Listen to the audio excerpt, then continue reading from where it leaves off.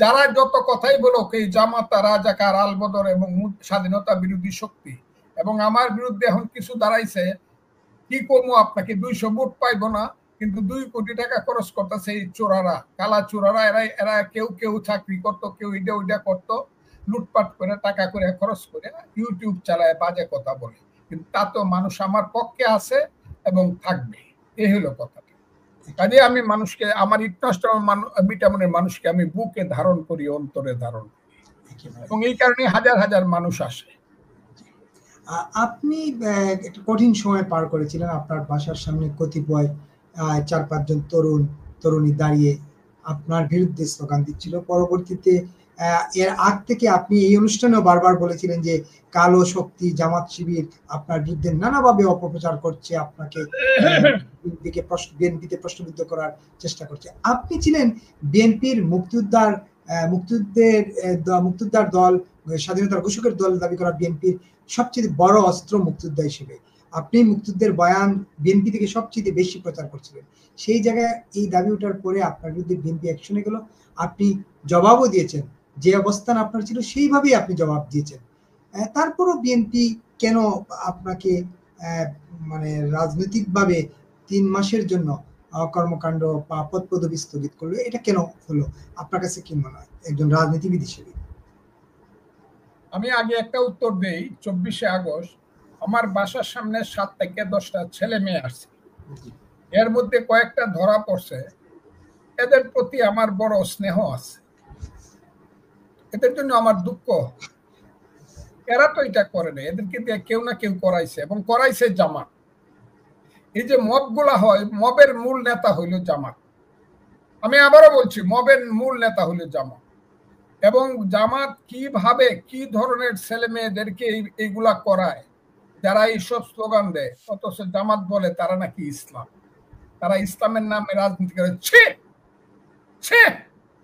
এইসব ছেলে মেয়েদেরকে গাছের তালে কাওয়া স্লোগান যারা, এরা নাকি আবার ইসলাম। এরা তো সব হলো জামাত শিবিরের ছেলে পেলে।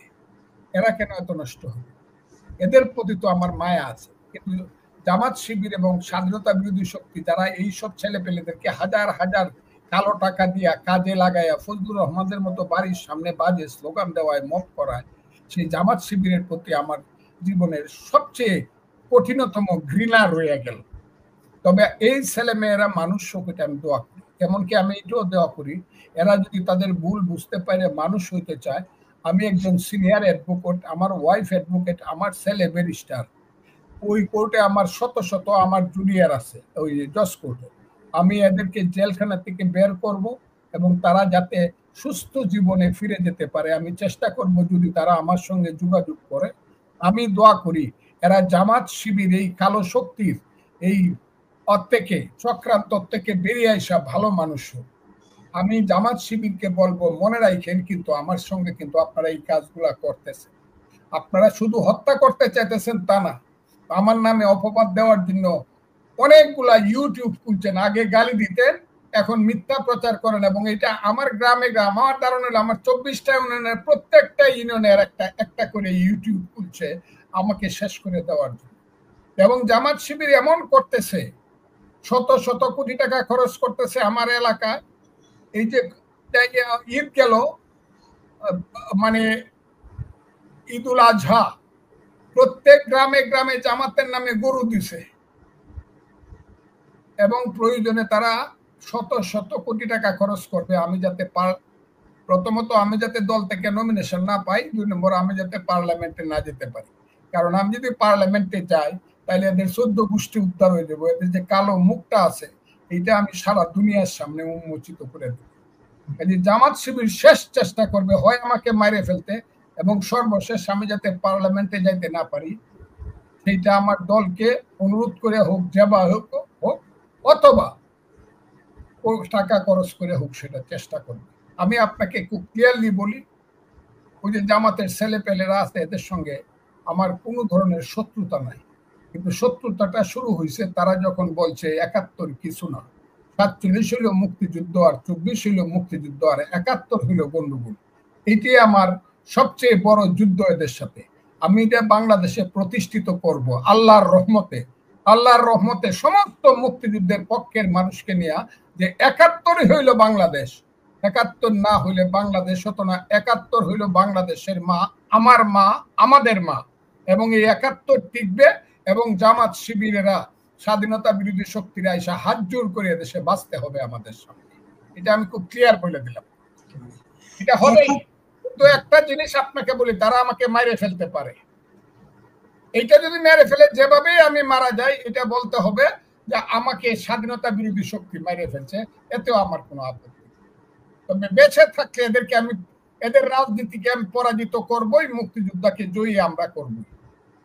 একেবারে আপনি যখন এই প্রসঙ্গ বললেন যে বেঁচে থাকলে মুক্তিযুদ্ধকে জয় করবেন, মুক্তিযুদ্ধ কি আবারও এক হতে পারবেন এই সংকটকালে দেশের?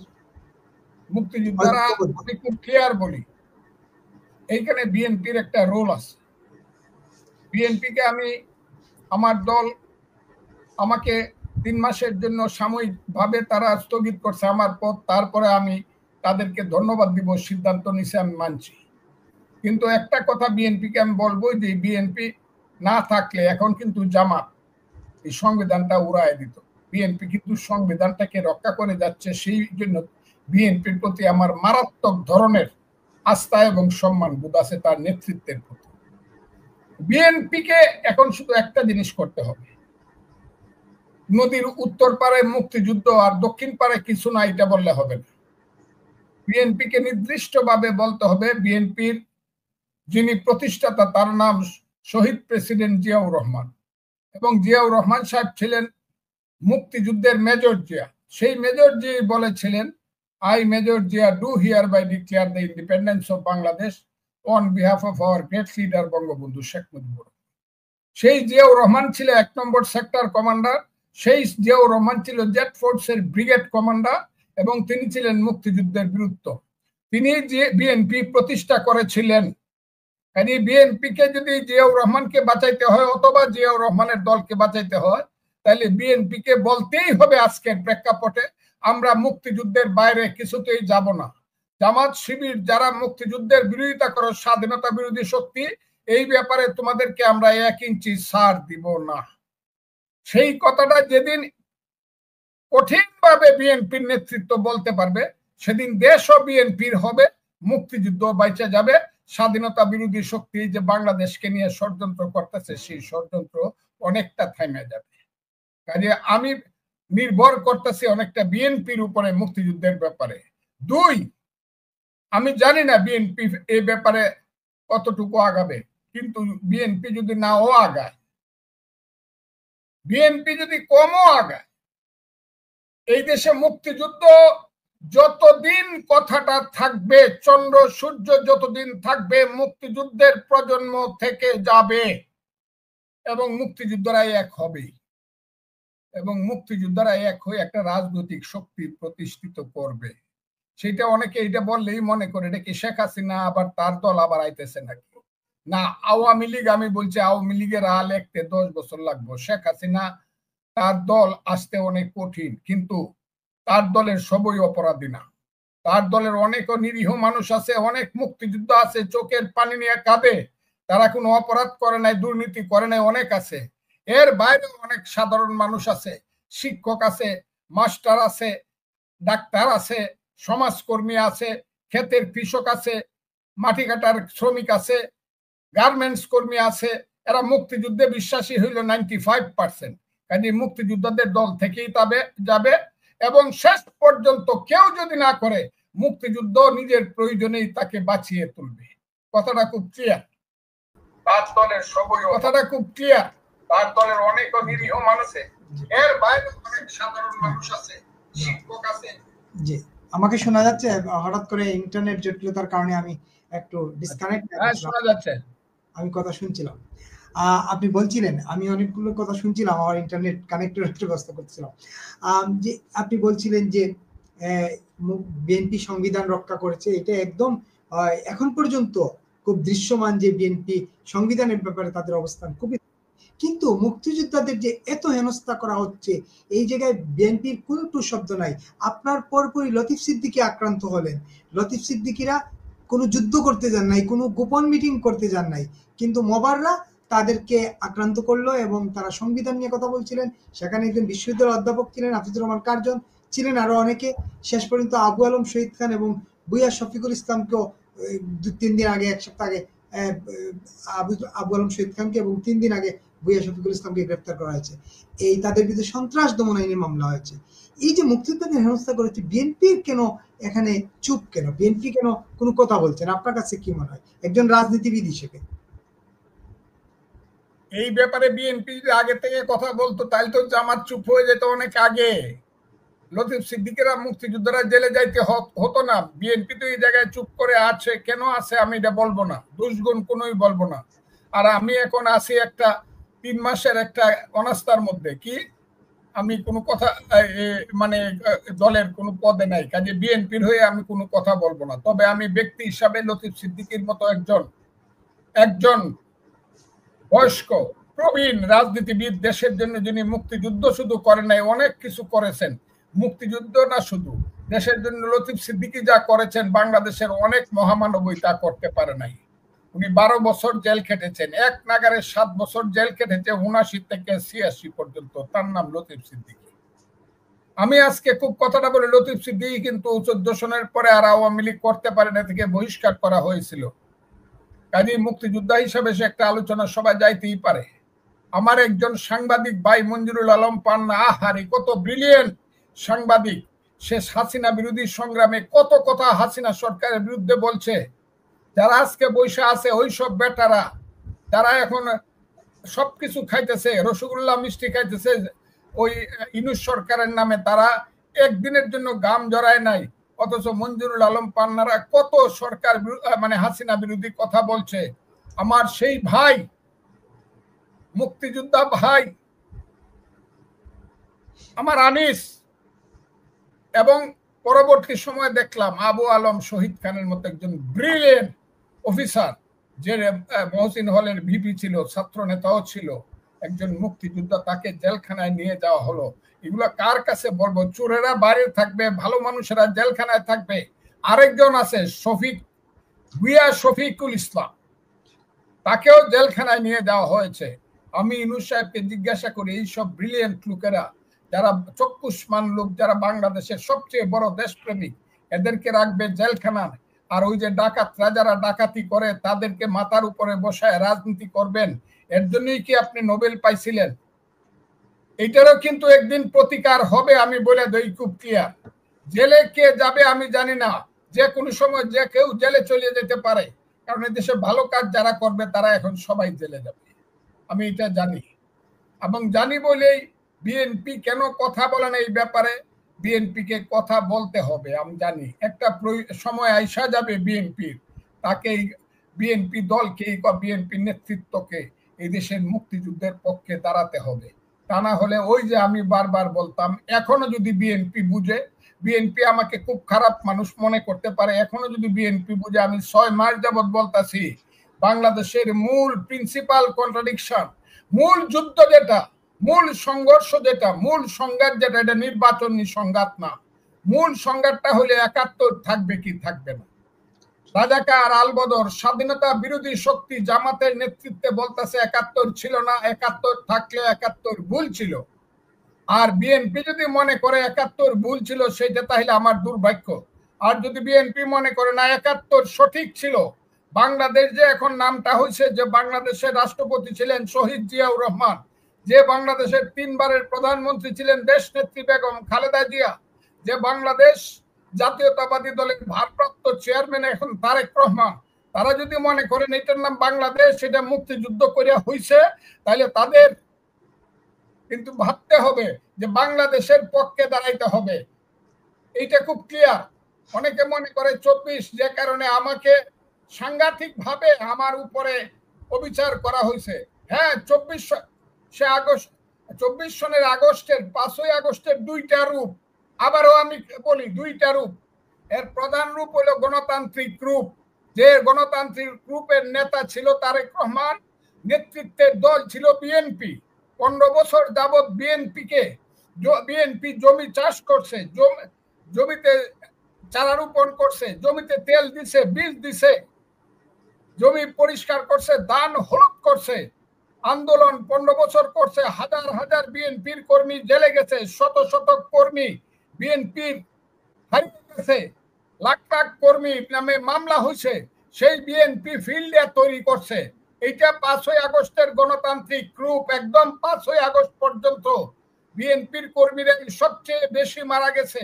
আমার জানা মতে একটা থানাতে, ঢাকার একটা থানাটার নাম বোধহয় সব মিললে যাত্রাবাড়ি এলাকা, যেটা ডেমরা এলাকা, সেই কয়েকটা থানা মিললে 100-র উপরে লোক কর্মী মারা গেছে শুধু বিএনপি। বিএনপি আন্দোলনটাকে গণতান্ত্রিক রূপে প্রতিষ্ঠিত করার জন্য আন্দোলন করছে, জীবন দিছে গণতন্ত্র আনার জন্য। আর 5ই আগস্টের আরেকটা রূপ হইল ষড়যন্ত্রের রূপ।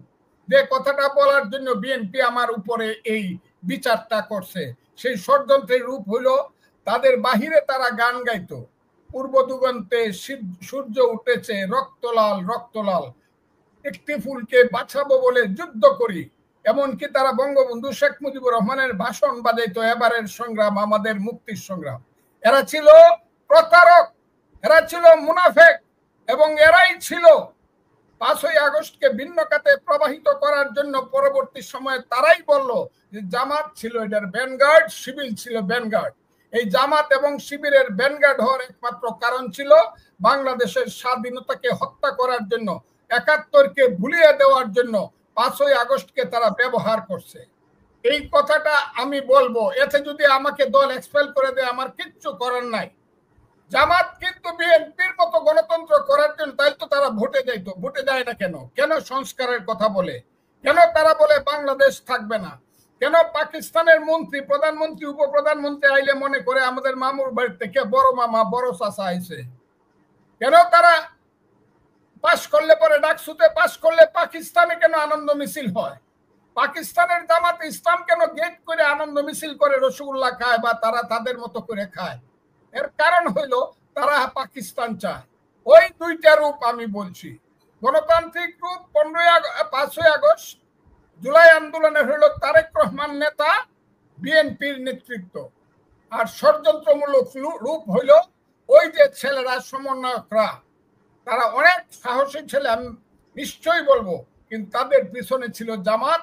তারা জামাতের কথায় কাজ করছে এবং জামাতকে নেতৃত্বে নিয়ে এখন বাংলাদেশকে ধ্বংস করে নির্বাচন করব না, এই করব না কইয়া এখন এটাকে নতুন করে পাকিস্তান বানাইতে চায়, মুক্তিযুদ্ধকে ধ্বংস করতে চায়।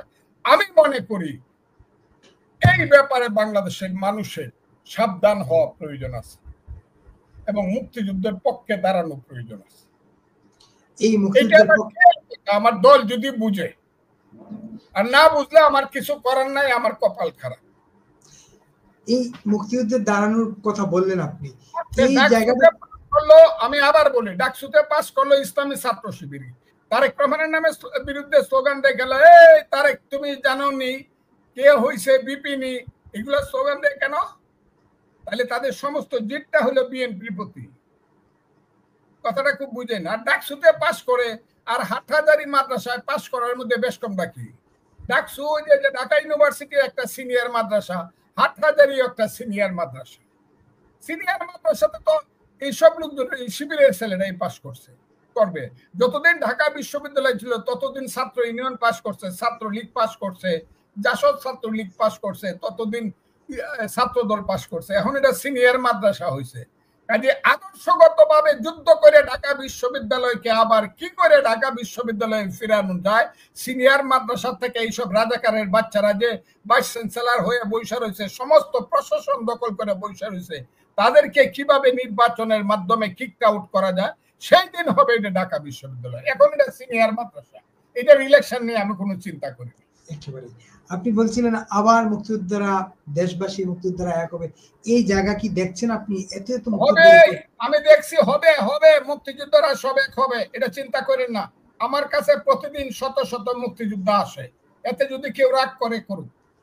শত শত মুক্তিযোদ্ধা আছে। আমি ভাত খাইতে পারি না, গোসল করতে পারি না, উকালতি করি না, রুমে বসে 15 জন, বাইরে থাকে 100 মুক্তিযোদ্ধা, মুক্তিযুদ্ধের পক্ষের লোক প্রতিদিন আমার সাথে কথা বলে, আপনি আসেননি? আমি বলি না, আমি আসি না, এখনো বলতে পারবো না, দেখি আমার দল কি করে। আমার দল মুক্তিযুদ্ধের পক্ষে থাকলে তো আমি আমার দলের পক্ষে আছি। এবং দলের সাথে আমি থাকতে চাই।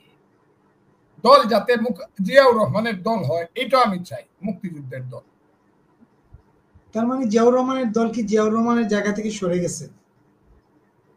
মানুষ মনে করে, মানুষ মনে করে। আপনার রাজনৈতিক অভিজ্ঞতা কি মনে করে? হ্যাঁ, আপনার রাজনৈতিক অভিজ্ঞতা বলে আমি এটা চিন্তা করি 1 বছর পর্যন্ত জিয়াউর রহমানের মুক্তিযুদ্ধের ফেসটাকে স্মরণ করে আমি মুক্তিযুদ্ধের পক্ষে কথা বলি, এবং মানুষ মনে করে এখনো মুক্তিযোদ্ধা বিএনপিতে আছে।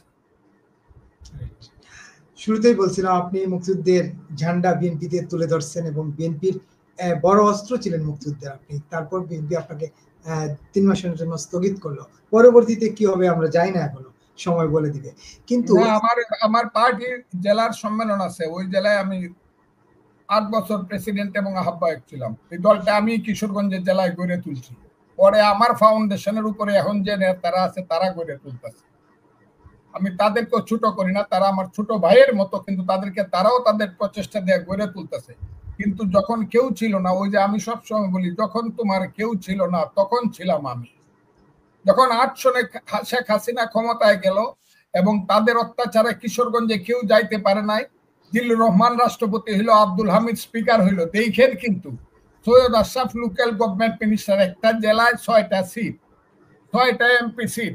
এমপি সিটের একজন হইল রাষ্ট্রপতি ভৈরব কুলিয়ারচ, আরেকজন হইল স্পিকার ইটনামিটা মনষ্টগ্রাম, আরেকজন হইল local government minister Syed Ashraful Islam Kishoreganj Hossainpur. এই জেলাটায় বিরোধী দলের পলিটিক্স করা কতটুকু কঠিন আপনার কি মনে হয়?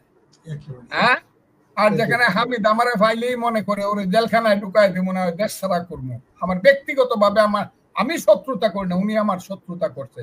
সেই আব্দুল হামিদ, জিল্লুর রহমান এবং আশরাফের এলাকায় আমাকে প্রথম দেশ নেত্রী বেগম খালেদা জিয়া আমাকে কনভেনার করে পাঠাইলো কিশোরগঞ্জ জেলায়। এর 1 মাসের মধ্যে আওয়ামী লীগে ওই আব্দুল হামিদের ষড়যন্ত্রে বিএনপির একদল লোক ঢিল মাইরা পাথর দিয়ে আমার মাথার উপরে, এই চোখের উপরে এমন ঢিল দিল, একটা চোখ এখন পর্যন্ত আমার নষ্ট। এটা বিএনপির নেতারা জানে কিনা, কিশোরগঞ্জের অনেক নেতাই জানে। বহু চেষ্টা করছি, চিকিৎসা করছি, আমার ডাইন চোখটা ঠিক হয় না। আমার ডাইনের মারির একটা দাঁত পড়ে গেছে, 2টা দাঁত নড়ে গেছে, পড়াটা তো পড়ছেই, নড়াটা ঠিক হয় না। সেই বিএনপি আমি করছি, নির্বাচনে গেছি, জেলে গেছি, সবাইকে নিয়ে দল করছি। এখন সেই দলের সম্মেলন হইল 20 তারিখ এই জেলায়, 20 তারিখ কিশোরগঞ্জে। কিন্তু আমি হইলাম এক্সপেল, আমি হইলাম বরখাস্ত। আমি ওই কিশোরগঞ্জের দ্বারেই যাইতে পারবো না যদি অপবিত্র হয়ে যায়। আমি এখন কি মনে করতেছি যে কিশোরগঞ্জের এই সমস্ত ডেলিগেট, কাউন্সিলর এবং কর্মীদেরকে আমি জিজ্ঞাসা, আমি কি এত অপরাধী যে কিশোরগঞ্জের সম্মেলনে আমি যাইতে পারবো না? আমি না 2 মাস আগে প্রধান অতিথি হিসাবে কিশোরগঞ্জ স্টেডিয়ামে বিএনপির মিটিং, আমি প্রধান অতিথি মিটিং করে আসলাম। 6 মাস আগে আমি না তারেক রহমান সাহেব প্রধান অতিথি, আমি বিশেষ অতিথি হিসেবে কিশোরগঞ্জ স্টেডিয়ামে লাখ লোকের মিটিং করে আসলাম। এখন আমি এত অপরাধী হয়ে গেলাম কেন যে আমি সম্মেলনে যাইতে পারবো না? কাজে আমি চিন্তা করতেছি, নিশ্চয়ই আমার দল এই ব্যাপারটা চিন্তা করবে এবং আমার সাসপেনশন 3 মাসের জায়গায় 1 মাসে উইথড্র করে আমাকে ওখানে যাওয়ার সুযোগ দিবে। আমি সেখানে যেতে পারবো, আমি এটা মনে করি। আমি এখনো আমার দলই আছি। আর ইউটিউবে কি কইলো না কইলো এগুলো বিশ্বাস করে যারা ফজলুর রহমানকে বিশ্বাস করে, তাদেরকে আমি বলি তারা ইউটিউবারদের সাথে জামাতে চলে যাও। আরেকটা প্রশ্ন করতে চাই, আপনি নির্বাচনের প্রসঙ্গ একটু আলোচনা করতে চাই। নির্বাচন, আপনি সবসময় বলছেন যে নির্বাচন আসলে কঠিন সামনের দিনগুলোতে, এবং এখন বিএনপি এবং জামাত পৃথক অবস্থানে, মানে নিজেদের অবস্থানে দৃঢ়। বিশেষ করে জুলাই সনদের বিষয়ে বিএনপি বলছে যে সবই সংসদে করতে হবে, এখন অনুমোদন হবে, সবই সংসদে পাশ করাতে হবে। আর জামাত বলছে পিআর পদ্ধতি ছাড়া তারা নির্বাচনে যাবে না, এবং তারা আরো কয়েকটা ইসলামী দলকে নিয়ে অলরেডি আন্দোলন শুরু করেছে। আপনার কাছে কি মনে হয়? আমার কাছে মনে হয় হাকিম হইয়া হুকুম করো, পুলিশ হইয়া ধরো, গানটা শুনছেন? সর্প হইয়া দংশন করো, উজা হইয়া যারো। গানটা আব্দুল জব্বার গাইছে, চমৎকার। আমিও গাইতে পারি, ওদের মতো গাইতে পারি, কিন্তু কথাটা বড় সত্য। হাকিম হইয়া হুকুম করো, পুলিশ হইয়া ধরো, সর্প হইয়া দর্শন করো উজা হইয়া যারো, সব হইল আন্তর্জাতিক চক্রান্তের গুটি, প্রধান গুটি বাংলাদেশের জনাব ইউনূস সাহেব, তার খেলা। উনি সকালবেলায় তারেক রহমান সাহেব বা বিএনপি নেতাদেরকে গেলে পরে বলে, আমাদের আবার নেতা হয়েছে একজন, আছে আমাদের বড় নেতা এই ভিতরে, তার নাম সালাউদ্দিন আহমদ, উনি সবসময় যায় দেখি, অনেক চমৎকার নেতা আমাদের। উনি গেলে পরে উনাকে আবার হাসা হাসা করে দেয়, ইলেকশন শিওর হবে, চন্দ্রসূর্য যদি উঠে তাইলে ইলেকশন হবে। আবার রাতের বেলায় জামাত গেলে পরে বলে, আরে আপনারা কোন কি, হ্যাঁ দুনিয়া চলে যেতে পারে কিন্তু ওই তোমারও প্রীতি জীবনের সাথে, তোমার প্রীতি কোনোদিন ভুলবো না। প্রীতি ভীষণ জ্বালারে বন্ধু, প্রীতি ভীষণ যত জ্বালাই হোক, জামাতকে ইউনূস সাহেব ছাড়বেন। আর তার এই যে ছেলেপেলেরা আছে, এই যে এনসিপি, আমি এদেরকে কিচ্ছু বলবো না, কারণ আমার বড় ছেলে খালি বলে বাবা ওদেরকে কিছু হলে সন্তান, এদেরকে বলবো না। তবে এরাও ইলেকশন চায় না, কি চায়, সংস্কার চায়, কি চায়, জুলাই সনদ চায়, আর কি চায়, পিআর চায়। এগুলা সব বিএনপি কে বলছে ইলেকশন হবে, আবার আজকে দেখলাম বললো হ্যাঁ ইলেকশন তো হবেই, তবে ওই যে তবে যতদিন থাকবে ততদিন পর্যন্ত লোকটা বাইচা যাবে আইসিইউ থেকে, যদি সে নিঃশ্বাস পরে নিতে পারে তাইলে আইসিইউ থেকে বাঁচবে। আল্লাহর কাছে দোয়া করেন। সেই আইসিইউর যে ইলেকশন, আমি প্রথমত বুঝি ইউনূস সাহেবের অধীনে কোনো ইলেকশন হবে এক। আমি দ্বিতীয়ত বলি, আমি ইউনূস সাহেবের অধীনে ইলেকশন হোক এটা আমি চাইও না, কারণ ইউনূস সাহেব একটা দলের, তার দল হলো জামাত এবং এনসিপি এবং এবি পার্টি, ওই যে এই দলের লোক হলো ইউনূস সাহেব, তার সমস্ত প্রশাসন হলো এই দলের প্রশাসনই হলো ঢাকা বিশ্ববিদ্যালয়ের ভাইস চ্যান্সেলর থেকে ধরে তার সমস্ত প্রশাসন। এইটা প্রমাণিত এবং প্রতিষ্ঠিত হয়েছে। প্রশাসন যদি কারো পক্ষে থাকে, সেই ইলেকশনে কেউ পাস করতে পারে না। কাজে বিএনপির যদি এইটুক যদি অভিজ্ঞতা হয়ে থাকে, আমি আমার দল তাকে মাথার উপরে রাখেই বলছি, তারা অন্তত এই কথাটা বলবে যে বর্তমান প্রশাসন, হায় রে আমি দেখলাম কিশোরগঞ্জের সমস্ত প্রশাসন, ফজলু ভাই লিডার, আমি তো আপনার ছেলের মতো, আপনি তো আপনার মেয়ের মতো, আমি তো অমুকটা হইছি, আমি এই হইছি, 27 বার কইলেও সালাম দিব শুধু হাসা হাসা, কিন্তু কথাটা শুনবো জামাতের যে আমির, তার কথাটা শুনবে, কথাটা বুঝলেন? কিন্তু আমার ফজলুর রহমানের সৎ কথাটাও শুনবে না, কিন্তু জামাতের আমিরের অসৎ কথাটাও তারা শুনবে। এইভাবে প্রশাসন সব জায়গাতে বসে রয়েছে। এইটা দিয়ে যদি বিএনপি ইলেকশন করে, তাইলে ভোট সব দিনের বেলায় দেখা যাবে ঠিকই, কিন্তু 5টার পরে যখন গণা শুরু হবে, তখন সেই ভোট হবে হাওয়ায় মিশে যাবে। আমি কথাটা বলবো, কাজে ইউনূস সাহেবের অধীনে ইলেকশন নয়, একটা তত্ত্বাবধায়ক সরকারের আইন হচ্ছে, এটা কেন জানি পিছাচ্ছে। আইনটা হইলে পরে তত্ত্বাবধায়ক সরকারের অধীনে একটা নিরপেক্ষ ইলেকশন, এছাড়া এই দেশে কোনো সুষ্ঠু ইলেকশন হবে না। আর সেই ইলেকশনে সবাইকে চান্স দিতে হবে, সেই সবাইকে আমরার মামুরা না, শুধু বিএনপি আর জামাত না, শুধু বিএনপির জোট আর জামাত জোট না। বিএনপি যদি চিন্তা করে খুব গভীরভাবে, আমি জানি বিএনপির নেতারা খুব গভীরভাবে চিন্তা করে, তাহলে মধ্যে একটা জাতীয়তাবাদী মুক্তিযুদ্ধের শক্তি লাগবে, মুক্তিযুদ্ধের শক্তি একটা লাগবে, নাহলে রাজাকাররা খায়ে ফেলবে, স্বাধীনতা বিরোধীরা বিএনপি কে খায়ে ফেলবে, 1.5 বছর পরে দৌড়ায় দিব, ইরানের মতো, বনি সদরের মতো। কাজে মধ্যে মুক্তিযুদ্ধের সপক্ষে, সেই মুক্তিযুদ্ধের সপক্ষ যারা 15 বছর লুট করছে, মানুষকে করছে, তারা না, সেই কালো শক্তি না, মুক্তিযুদ্ধের পক্ষে আরো শক্তি আছে, সেই শক্তি দাঁড়াবে। এমনকি আমি এটা জানি, 300 এলাকাতে যদি ইমরান খানের দলের মতো আল্লাহর নাম স্মরণ করিয়া যদি খারুয়ে জায়গা মুক্তিযুদ্ধের সেই একটি ফুলকে বাঁচাবো বলে যুদ্ধ করি, তীর হারাই ঢেউয়ের সাগর পাড়ি দিবরে বলে যদি মুক্তিযোদ্ধা বা তার সন্তান বা তার পক্ষের লোক দাঁড়ায় যায়, তাইলে বুঝা যাবে কত ধানে কত চাল। ওই ফ্রন্টটা দাঁড়ানোর সুযোগ দিতে হবে। কেউ অপরাধী না, কেউ অপরাধী হলে জেলে যাবে, বিচার হবে, কিন্তু নির্দোষ লোক, স্কুলের হেডমাস্টার, কলেজের প্রিন্সিপাল, ওই গ্রামের ডাক্তার, সমাজকর্মী, সে যদি মনে করে আমি মুক্তিযুদ্ধের পক্ষে ইলেকশন করব, তাকে সুযোগ দিতে হবে যদি তার দোষ না থাকে। আর তাকে গিয়ে যদি পট করে লতিফ সিদ্দিকীর মতো, মঞ্জুরুল্লাহ করিম পান্নার মতো বান্দা লয়ে যায়, কথাটা খুব বুঝার চেষ্টা করেন, তাইলে তো আর ইলেকশন হবে না। তাই তো বুঝতে হবে ইউনূস সাহেব সেই ইলেকশন করতেছেন যে ইলেকশনে আমরা গান গাইতাম। দিনের ভোট রাইতে করছে, নিশিরাইতের এমপি, নিশিতে যাইও ইলেকশনের বন্ধুরা, নিশিতে যাইও ইলেকশনে। সেই গান আবার ইউনূস সাহেবের নামে গাইবো মানুষে? ওই ইলেকশন আমি চাই না। সবাইকে সমান সুযোগ দিতে হবে। খুব ক্লিয়ার।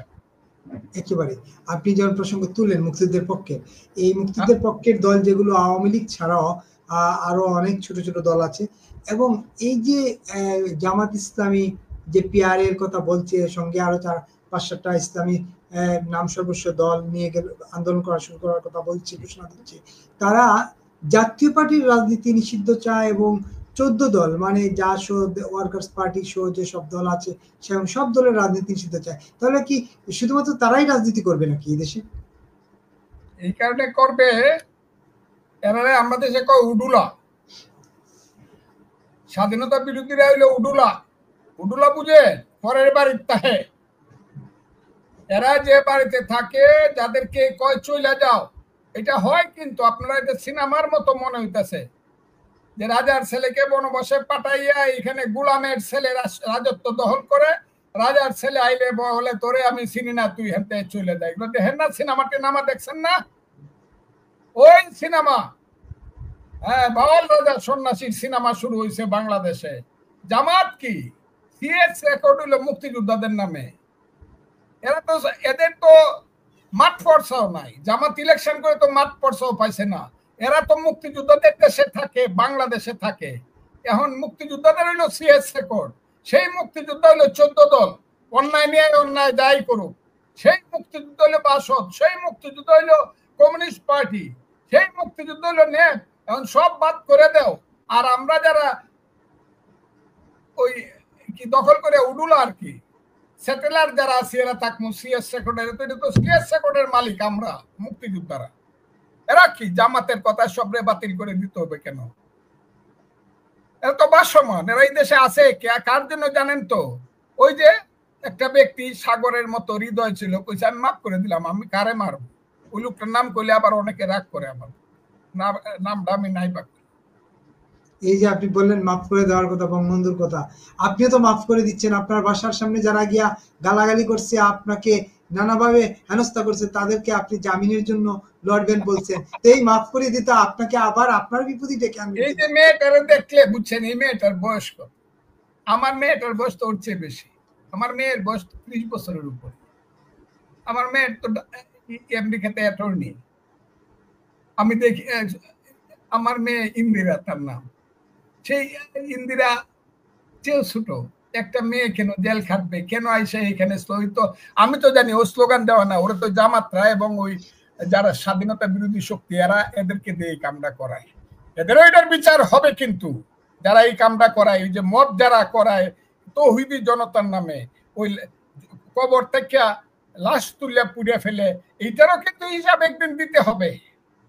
আমি আরো বলবো, অত ভালো মানুষ না জামাতের লোকজন, আমি চিনি তাদেরকে, অত ভালো মানুষ। তাদের সবার দলিল দস্তাবেজ কিন্তু আমার কাছে আস্তে আস্তে আস্তে আস্তে, কে কোথায় কি করে, কে কিভাবে হসপিটাল চালায়, কে কিভাবে মাটির ব্যবসা করে, কে কিভাবে বালুর ব্যবসা করে, পাথরের ব্যবসা করে, কে কিভাবে এই হাউজিং ব্যবসা করতে, সব আমাদের কাছে আছে। কিন্তু ফজলুর রহমান আমি চ্যালেঞ্জ করলাম, মিথ্যা কথা বলতে পারবি? ওই সত্যের সন্ধানে ইউটিউব চালায় যে ফজলুর রহমান এই কইছে, কিন্তু ফজলুর রহমান জীবনে 2 পয়সা খাইছে, ফজলুর রহমানের 10 একর জমি আছে, ফজলুর রহমানের এই আছে, একটা কথা বলতে পারবে না কারো কাছ থেকে চান্দা। এটার নাম হলো ফজলুর রহমান। আল্লাহ কেন জানি আমারে বাঁচায় রাখছে এই কারণে। ফজলুর রহমান কি একেবারে শেষ পর্যন্ত আপনি বলছিলেন যে ইউনূসের অধীনে নির্বাচন হবে না, একটা তত্ত্বাবধায়ক সরকার আসবে। তো সেইটা আসলে কত দূর? মানুষও তো প্রত্যাশা করে যে একটি সুষ্ঠু সরকার, একটি নিরপেক্ষ সরকার নির্বাচন হোক, নিরপেক্ষ সরকার, সেটা কত দূর?